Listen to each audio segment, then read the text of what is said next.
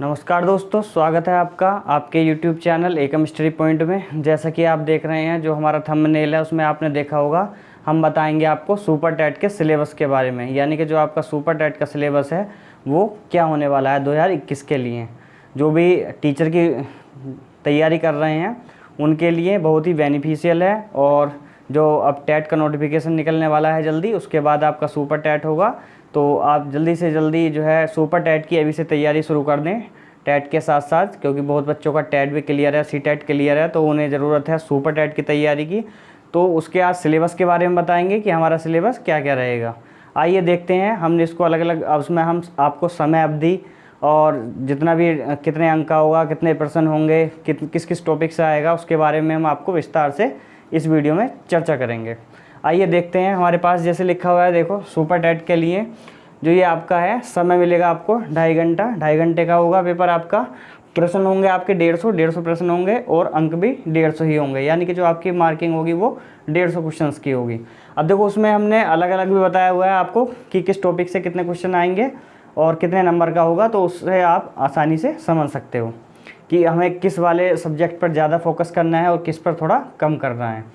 अब देखो जैसे लिखा हुआ है हमारा भाषा हमारी क्या है, 3 भाषाएं आएंगी इसमें आपकी, हिंदी होगी, संस्कृत होगी और अंग्रेजी होगी। देखो यहाँ पे जो भाषा है हमारे पास, उसके जो होगा 40 क्वेश्चन आएंगे आपके, और 40 क्वेश्चन में से उसमें ये कोई क्लियर नहीं है कि कौन से के कितने आएंगे, लगभग ऐसी समथिंग 16 17 के आसपास ही क्वेश्चन आपके आएंगे।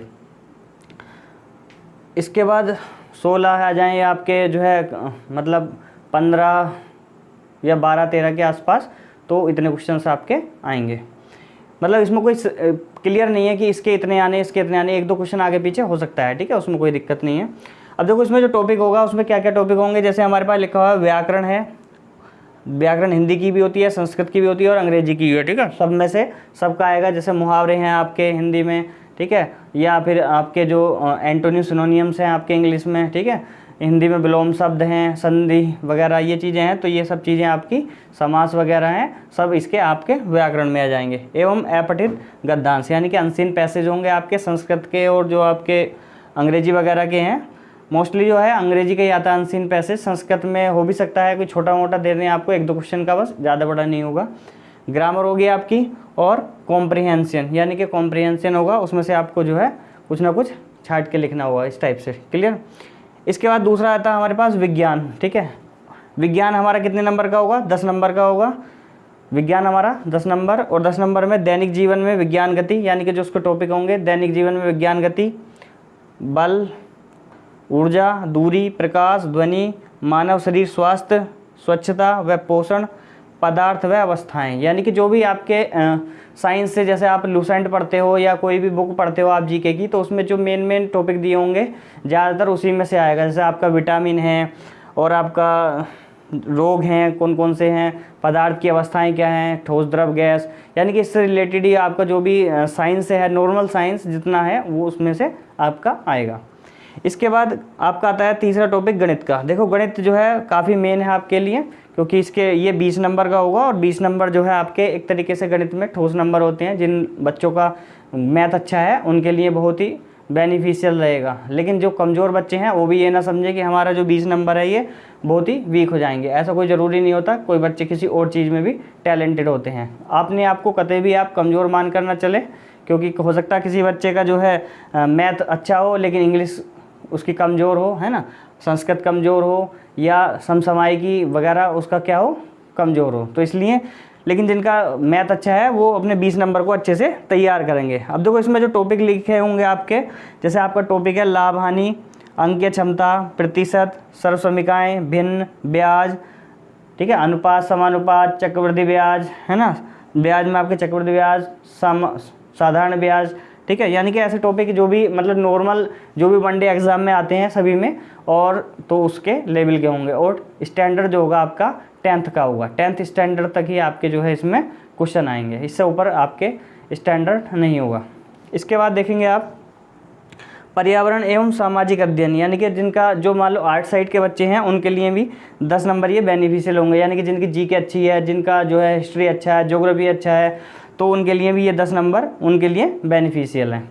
इसके बाद देखो इसमें क्या क्या आता है आपका, जैसे पृथ्वी की संरचना है, नदियाँ, पर्वत, महाद्वीप, महासागर, पर्यावरण संरक्षण, प्राकृतिक आपदा प्रबंधन आदि। यानी कि इससे रिलेटेड और भी टॉपिक हो सकते हैं इसमें, ठीक है। तो इससे रिलेटेड भी और टॉपिक होंगे, लेकिन जो भी टॉपिक होंगे नॉर्मल होंगे। अगर आप किसी भी कंपटीशन की तैयारी कर रहे हो तो ईजिली आप इनको कवर कर सकते हो, क्योंकि इसमें ज्योग्राफी, हिस्ट्री वगैरह है और वो आप किसी न किसी कंपटीशन की तैयारी कर रहे होगे।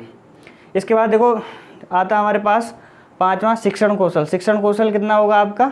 10 नंबर का। शिक्षण कौशल क्या है आपका? जो टेक्निक है आपकी, शिक्षण की विधियां हैं, कौशल, अधिगम के सिद्धांत, अधिगम के जो सिद्धांत है, शैक्षिक मूल्यांकन व मापन, ये जितना भी आपने जैसे जो भी आपने डीएलएड किया है या बीएड किया है आपने उसमें पढ़ा होगा, तो ये सब वहाँ से ही मिलेगा आपको, इससे बाहर कुछ नहीं होगा। और ऐसा नहीं है कि जो बिल्कुल जो है डीपली आएगा, अगर नॉर्मल आप थोड़ा उसको पढ़ेंगे तो भी आपका कवर हो जाएगा।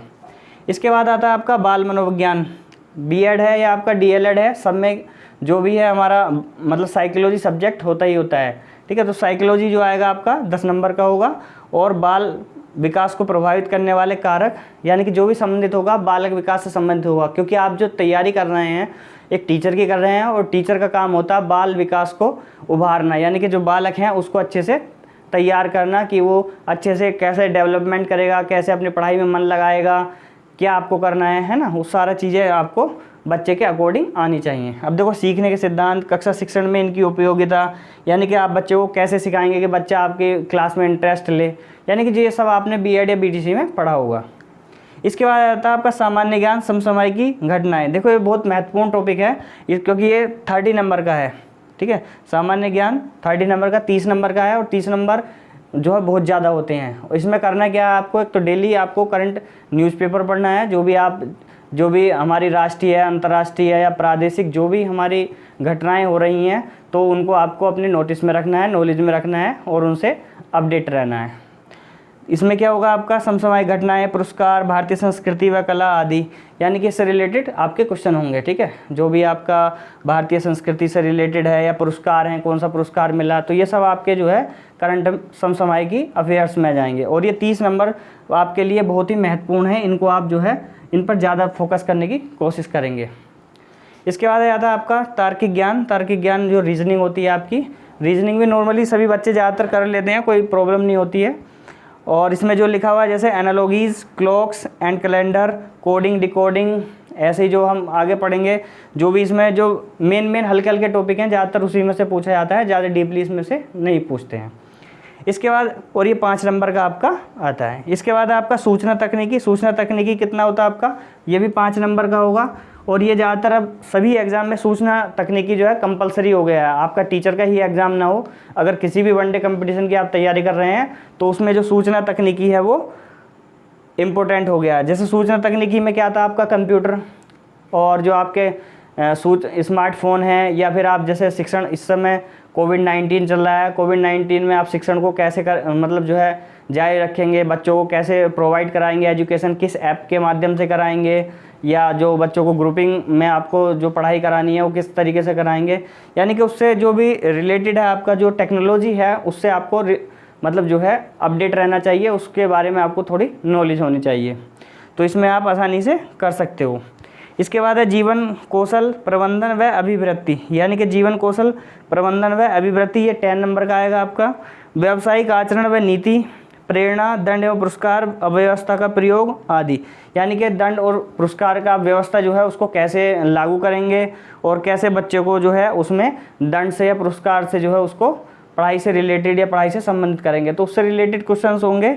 और इस पर आपको ज़्यादा सोचने की ज़रूरत नहीं है, ये तो ज़्यादातर वैसे जब आप किसी भी बुक को से पढ़ाई करेंगे तो आसानी से आप उसमें समझ जाएंगे कि इसमें है क्या, ज़्यादा नहीं है इसमें। तो आप जो पढ़ेंगे तो आप खुद भी अपने जो आपका एक सोचने का तरीका है आप उसी के अकॉर्डिंग जो इसको कर सकते हो। इसमें कोई आपकी जैसे आपका सीटेट का एग्ज़ाम होता है उसमें सोचने के कुछ क्वेश्चंस आते हैं, क्योंकि उसमें ऐसा कोई लिमिटेड सिलेबस नहीं होता है कि आपको वहाँ से उस बुक से मिल जाएगा, उस बुक से मिलेगा। वहाँ आपके डिपेंड करता है आपके सोचने के ऊपर कि आपकी समझ कितनी है, कि आप बच्चे को किस तरीके से डील करेंगे या किस तरीके से समझ पाएंगे, तो उसी के अकॉर्डिंग आप इसको आसानी से तैयार कर सकते हो। तो जो ये आपका है ये सारा जो है आपका 150 नंबर का होगा, 150 ही प्रश्न होंगे आपके और 150 ही नंबर का होगा। ये हम पहले ही बता चुके हैं कि 2.5 घंटे का आपका एग्ज़ाम होगा, और इस तरीके से आप जो है सुपर टेट की तैयारी कर सकते हो। अगले वीडियो में हम बताएंगे कि आप जो है कैसे तैयारी करेंगे, किस बुक से करेंगे, या मैंने जब तैयारी की थी तो कैसे की थी, ठीक है। यानी कि जो भी मतलब मेरे जो नंबर आए थे, लगभग मेरे 115 नंबर हैं सुपर टेट में, तो मेरे 115 नंबर कैसे आए, तो उसके लिए भी मैं आपको टिप्स दूंगा कि आप कैसे पढ़ें और किस बुक से पढ़ें, जिससे कि आपको जो है आसानी से जो है सुपर टेट आप क्रैक कर दें, उसमें आपको कोई प्रॉब्लम ना हो। तो इन्हीं शब्दों के साथ वीडियो को समाप्त करते हैं। वीडियो देखने के लिए धन्यवाद।